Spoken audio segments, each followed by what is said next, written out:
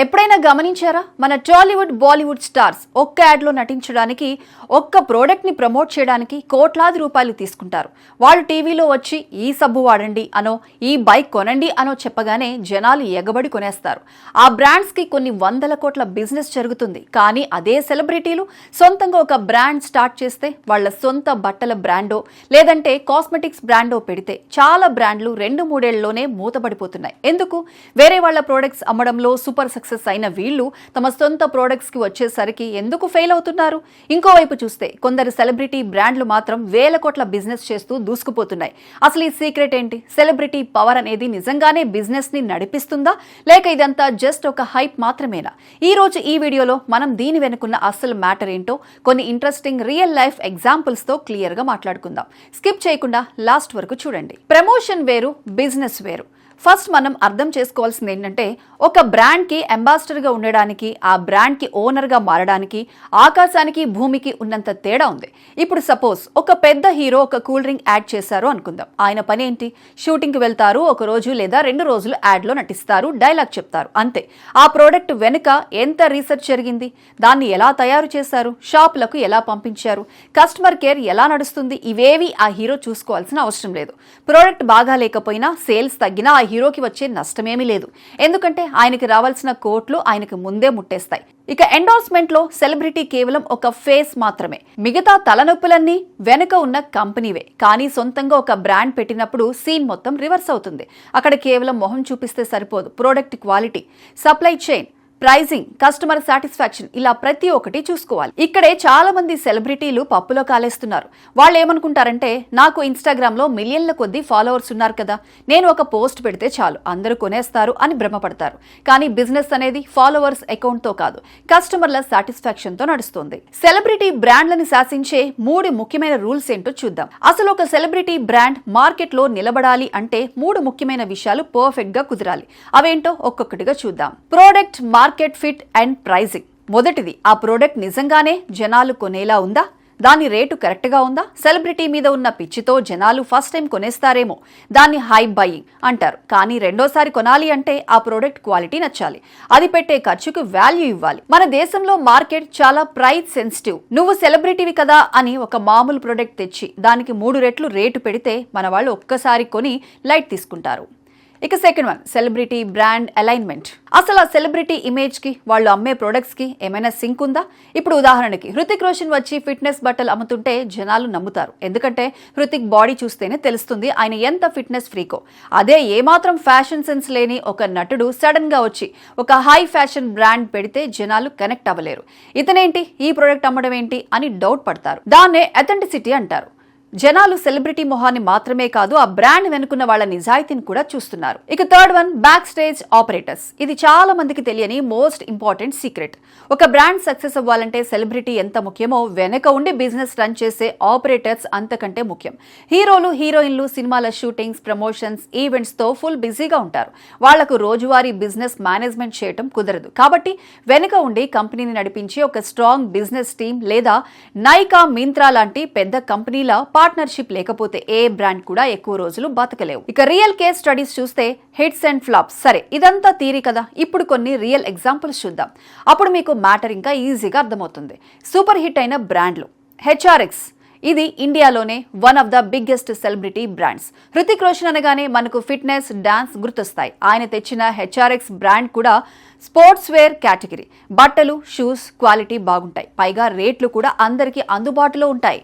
అందుకే ఇది కొన్ని వందల కోట్ల బ్రాండ్ అయింది.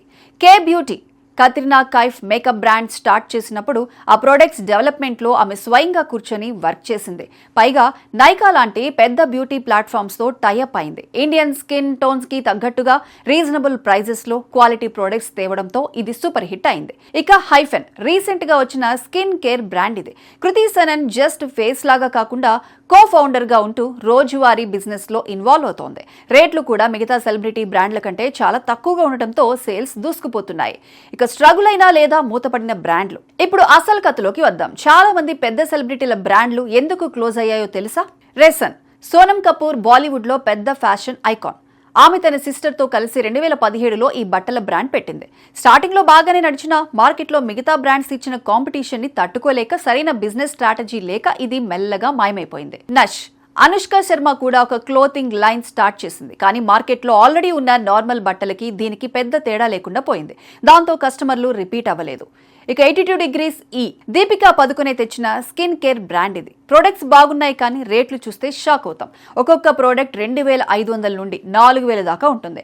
మన ఇండియన్ మార్కెట్లో ఇంత రేటు పెట్టి స్కిన్ కేర్ కొనడానికి జనాలు అంతగా ఇష్టపడరు. ఎందుకంటే అంతే క్వాలిటీ ఉన్న నార్మల్ ప్రొడక్ట్స్ 500కే దొరుకుతాయి. అందుకే ఈ బ్రాండ్ స్టార్టింగ్ లో చాలా లాస్ ఫేస్ చేయాల్సి వచ్చింది. మన టాలీవుడ్ లో కూడా సెలబ్రిటీ బ్రాండ్స్ విషయంలో సూపర్ హిట్లు అలాగే భారీ లాస్లు ఉన్నాయి. స్టార్ పవర్ వల్ల కొన్ని బ్రాండ్లు 100 కోట్ల బిజినెస్ చేస్తే కొన్ని మాత్రం మార్కెట్ లో నిలబడలేకపోయాయి. Vijay Deverakonda Rowdy. Vijay screen image కి ఈ బ్రాండ్ కి పర్ఫెక్ట్ సింక్ కుదిరింది. విజయ్ అంటేనే ఒక రెబల్ యాటిట్యూడ్, యూత్ ఐకాన్. ఆయన కేవలం ఒక బట్టల బ్రాండ్ లాగా కాకుండా రౌడీస్ అంటూ ఫ్యాన్స్ ని ఒక కమ్యూనిటీగా మార్చేశాడు. మింత్రా లాంటి పెద్ద ప్లాట్ఫామ్స్ తో టైఅప్ అవ్వడం, యూత్ కి నచ్చే ట్రెండీ డిజైన్స్ తేవడంతో ఈ బ్రాండ్ సూపర్ హిట్ అయింది. సమంత కేవలం తన పేరు వాడటమే కాకుండా బిజినెస్ ఆపరేషన్స్ చూసుకోవడానికి ఒక ఎక్స్పర్ట్స్ తో పార్ట్నర్షిప్ కుదుర్చుకుంది. మామూలు కాలేజ్ అమ్మాయిలు, వర్కింగ్ ఉమెన్స్ రోజువారీ వేసుకునేలా రీజనబుల్ ప్రైస్ లో స్టైలిష్ బట్టలు తెచ్చింది.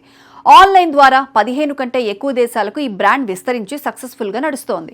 ఏఎంబీ సినిమాస్, AAA సినిమాస్ వీళ్లు బట్టలు, కాస్మెటిక్స్ కాకుండా తమకు ఆల్రెడీ బాగా తెలిసిన సినిమా ఫీల్డ్ లోనే భారీగా ఇన్వెస్ట్ చేస్తారు.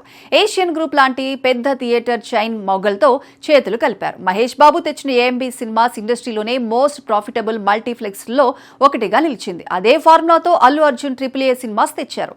డైలీ మేనేజ్మెంట్ అంతా ఎక్స్పోర్ట్స్ చూసుకోవడం వల్ల ఇవి 100 కోట్ల లాభాలు తెచ్చే బిజినెస్ గా మారాయి. ఇక రామ్ చరణ్ ట్రూజెట్. టాలీవుడ్ చరిత్రలోనే ఒక స్టార్ హీరో చేసిన అతిపెద్ద బిజినెస్ రిస్క్ ఇది. 2015లో రామ్ చరణ్ ఎయిర్లైన్స్ అయిన ట్రూజెట్ లో భారీగా ఇన్వెస్ట్ చేసి కో ఫౌండర్ గా ఉన్నారు. విమానయాన రంగం అనేది చాలా తలకాయ నొప్పి, విపరీతమైన మెయింటెనెన్స్ ఖర్చులతో కూడుకున్న బిజినెస్.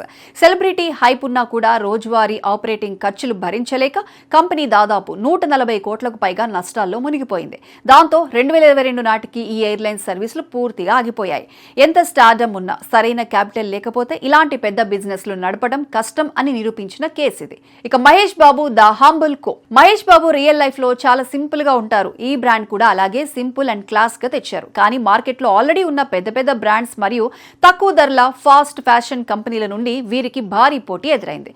రౌడీ వేర్ లాగా దీనికి ఒక సపరేట్ క్రేజ్ లేదా కల్ట్ ఫాలోయింగ్ రాకపోవడంతో ఇది ఆన్లైన్ ప్లాట్ఫామ్స్ కే పరిమితమైంది.